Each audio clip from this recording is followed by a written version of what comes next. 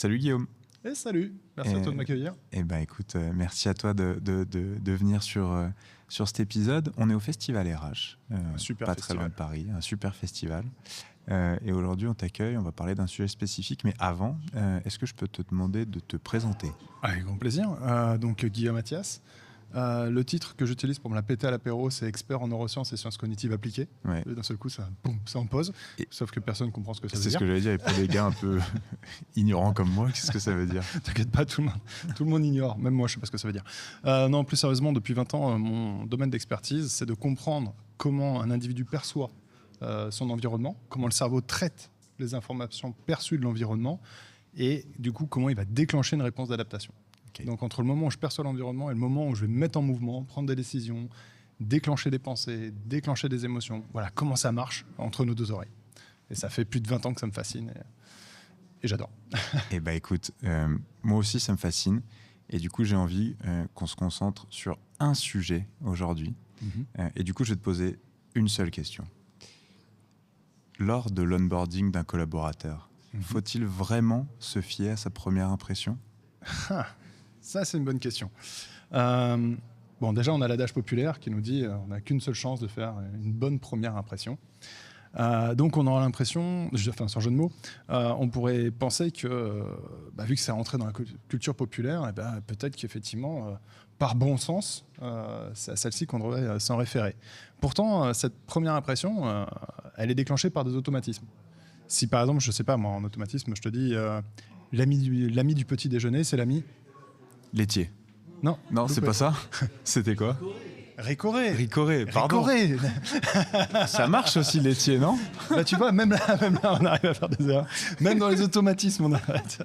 Et c'est un bon exemple, tu vois. À la limite, ta première impression, c'était laitier. Ouais. Oui. Tu vois, justement, et là, on se dit, est-ce que je peux me fier à cette première impression ? Et du coup, moi, je me dis, c'est plus laitier que Ricoré, parce que pour le coup, c'est mon scope, c'est mon aquarium. C'est ça, c'est là-dedans que je suis. Et là, tu vois, tu as un bon exemple.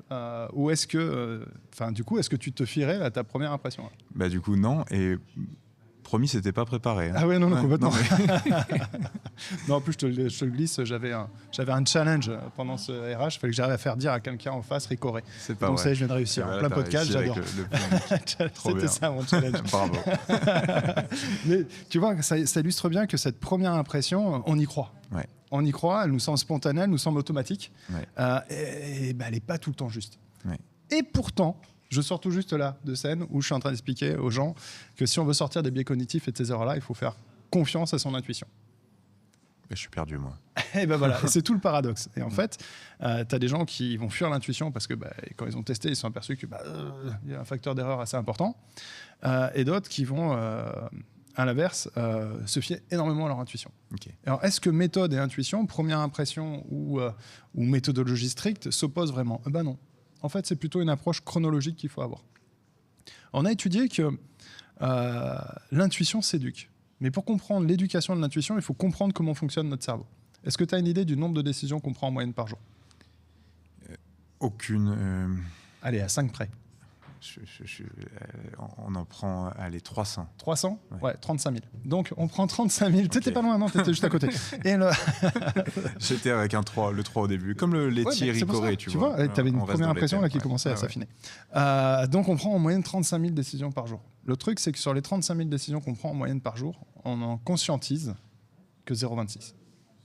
Ça veut dire qu'il y a 99,74% des choses que tu fais, des décisions que tu prends, qui échappent complètement à ta conscience. Et pourtant, il faut bien admettre que ça fonctionne. Et donc, dans ce delta que tu as entre les 99,76 et les 0,26% qui sont conscientisés, il y a 2 temps, il y a 2 étapes. 100% des décisions sont d'abord prises par notre cerveau. 100%. Et ça se joue entre 40 et 230 millisecondes. Donc ça veut dire que c'est rien, c'est un film. Entre le moment où tu perçois quelque chose, ça arrive dans ton cerveau en plein cœur. Je ne veux pas rentrer dans les détails décisionnels du cerveau, c'est pas le sujet. Mais notre cerveau va venir prendre une première décision basée sur des états de tension. Et ces états de tension vont t'amener à avoir un certain ressenti. Et dans 0,26% des cas, c'est porté à la conscience. Et là, tu donnes une raison, tu rationalises. C'est cette première impression dont tu me parles. Cette première impression, c'est comment je vais lui donner du sens. Le truc, c'est que la construction du sens se fait sur 2000 unités d'information perçue.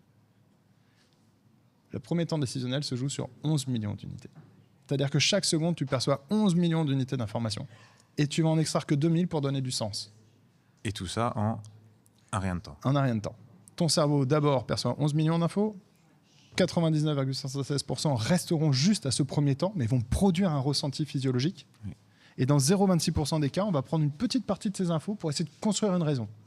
Toutes les décisions qu'on prend, dont on a conscience de prendre, en fait, les raisons sont une illusion. Okay. Donc, est-ce qu'on peut vraiment se fier à cette première décision, à cette première impression? Si tu me parles juste de l'impression, de ce que l'on ressent, oui. Sur la raison que tu lui donnes, non, elle est fausse. Ok, c'est hyper intéressant ce parallèle parce que ce conflit entre ces deux notions, puisque oui, il faut se faire confiance du coup, mais si je comprends bien, il faut aussi la réfléchir et se dire 2 secondes, il faut que je regarde un peu tout. Et juste, si on fait le parallèle, on est encore une fois au Festival RH, sur l'intégration dans une entreprise. J'arrive, même avant la période d'intégration, dans toute la période de pré-boarding, j'ai une première impression de l'entreprise où je me dis ça va être génial, ça va être pas ouf, voilà. Comment je fais pour travailler un peu tout ça? Est-ce que je dois me faire confiance? Est-ce que je dois me dire j'attends de voir? Te fais pas confiance. En fait, l'intuition, il faut l'éduquer. Ouais. L'intuition, c'est pas un ressenti qui nous vient de je ne sais où. C'est notre cerveau qui a appris à analyser de façon pertinente un environnement. Donc la première fois que tu es confronté à un environnement, vraiment, là, genre tu as un environnement que tu ne connais pas du tout, eh bien ton cerveau va prendre ce premier temps décisionnel et créer des états de tension, donc des ressentis avec tous les facteurs d'erreur qu'il peut avoir d'un environnement qu'il ne connaît pas. Si en revanche, c'est des environnements dans lesquels tu es familier, auxquels ton cerveau a eu le temps d'apprendre ce qui est pertinent ou pas pour lui dans un environnement donné, s'il a eu ce temps d'éducation, alors ce premier temps décisionnel sera de plus en plus juste et donc ce que tu vas ressentir sera de plus en plus juste. C'est pour ça que les méthodes au départ sont nécessaires. Ouais. Et il vaut mieux faire confiance au départ quand on arrive dans des nouveaux environnements qu'on ne connaît pas. Il faut faire confiance aux méthodes. Et plus je vais connaître ces environnements-là, plus je dois apprendre à me détacher de la méthode et à me faire confiance sur ce que je ressens. Okay. Donc si tu arrives dans un nouvel environnement, enfin un nouveau lieu, mais tu es déjà familier de ces environnements-là, fais confiance à ta première impression. Ok. Et donc le rôle aussi de l'entreprise pour que cette première impression soit la bonne, c'est de donner aussi toutes les étapes pour connaître l'environnement dans lequel le nouvel arrivant va intégrer, voilà, un peu toutes les étapes nécessaires à ce que sa première impression soit valide ou qu'elle soit rapidement invalidée. C'est ça. Alors, si tu cherches à faire une bonne première impression, cette fois-ci en tant en entreprise tout court, pardon. Ce qui peut être intéressant, c'est de bien connaître la personne qu'on intègre, de comprendre les environnements dans lesquels elle a déjà évolué et de lui faciliter les points de correspondance avec ce qu'elle connaissait déjà par le passé. Je te donne un exemple tout bête. J'en sais rien, moi, structure CHU. Tu es dans les urgences, tu as fait 10 ans de carrière au CHU, aux urgences, et finalement tu vas arriver dans un cabinet médical classique. Et tu dois intégrer ce cabinet avec plusieurs collaborateurs. Et le rôle des collaborateurs, ça va être d'expliquer, tu vois, ce que tu avais ici là, au bloc ou alors à la salle d'attente ou à la salle de consultation, chez nous, c'est ici, on est organisé de telle manière, ça, c'est ce qui va correspondre à ça, ça, c'est ce qui va correspondre à ça. Et on facilite les correspondances. Ce qui fait que le cerveau, du coup, sur un environnement qui nous semble non familier, va trouver plus facilement les points dans lesquels il peut se reconnaître, dans lesquels il a déjà interagi, et donc favoriser cette fois-ci la première bonne impression et que cette première impression soit la plus juste possible dans ce qu'il connaissait. Ok. Du coup, j'ai une autre question. Si tu étais DRH d'une entreprise classique d'une centaine de personnes, qu'est-ce que tu dirais à un manager qui vient te voir, qui dit, lui, celui qui vient d'arriver, je le sens pas? C'est une bonne question, ça. La question que je poserais au manager, je lui poserais une question sur son passé et est-ce qu'il a déjà ressenti ça dans un contexte particulier. C'est-à-dire que s'il ressent ça, c'est forcément rattaché, c'est qu'il a déjà vécu ça par le passé. Et il faut chercher à l'identifier. Un exemple tout bête, tu as une personne qui arrive et tu la sens pas. Mais tu n'as pas conscientisé pourquoi. Tu la sens pas. Et si tu creuses un peu et que tu viens chercher ce qu'on appelle les mémoires épisodiques, c'est le souvenir de son passé, d'un seul coup, ça va popper en disant « Ah putain, mais ça ressemble à... » En fait, cette personne-là, elle ressemble énormément à une personne que j'ai connue à la fac ou un truc comme ça, qui m'était, mais alors, insupportable. Et en fait, ça n'aura rien à voir avec ses compétences. C'est juste que la personne s'habille de la même manière, bouge de la même manière, peut-être a un phrasé, une prosodie qui est semblable. Le même parfum. Et donc ça, voilà, ou le même parfum. Et en fait, c'est pas popé à la conscience. Par contre, le premier temps décisionnel qu'il, lui, l'a analysé, a déclenché les mêmes états de tension aversifs. Donc, la première question que je lui poserais, c'est pas « dis-moi en quoi cette personne-là ne serait pas douée, quelle compétence elle n'a pas ou quelle action mauvaise elle a eue ». C'est « est-ce que tu as déjà ressenti ça par le passé et dans quelles conditions ?» Et là, je verrai si son ressenti, sur quoi est basé en fait son ressenti. C'est un excellent conseil, ça, que tu donnes à tout le monde, que tu me donnes à moi aussi, parce qu'on aurait en effet tendance, moi j'aurais tendance à me dire pourquoi il a fait un truc qu'il fallait pas, etc. Mais non, en fait, c'est qu'en gros, quel est ton référentiel finalement? C'est ça. Et si tu avais, donc encore une fois, cette situation, et après on clôturera sur du coup la décision finale, sur est-ce qu'il faut se fier ou pas à sa première impression, mais ce manager-là, tu lui dirais laisse-lui un peu de temps, laisse-lui combien de temps, comment tu résoudrais ça? Non. Imagine que la personne finalement, on arrive à identifier quand est-ce que tu as reçu ça, quand est-ce que tu as déjà ressenti ça par le passé.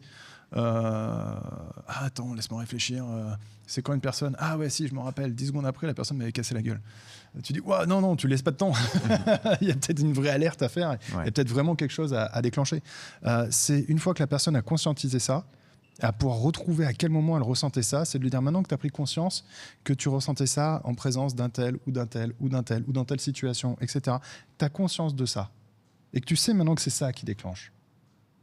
Qu'est-ce que tu penses de la personne que tu vois là? Est-ce que ça vient vraiment de la personne ou est-ce que ça vient de tes mémoires? Et après, c'est à lui de décider, c'est lui le manager. Donc ce sera lui qui sera le mieux placé pour voir. C'est quand même lui qui va devoir interagir, accompagner et travailler avec cette personne-là. Donc, mais juste une fois que tu as compris d'où ça venait, est-ce que finalement ça vient de tes histoires passées ou est-ce que ça vient vraiment de l'individu? Donc finalement, est-ce qu'il faut se fier à sa première impression?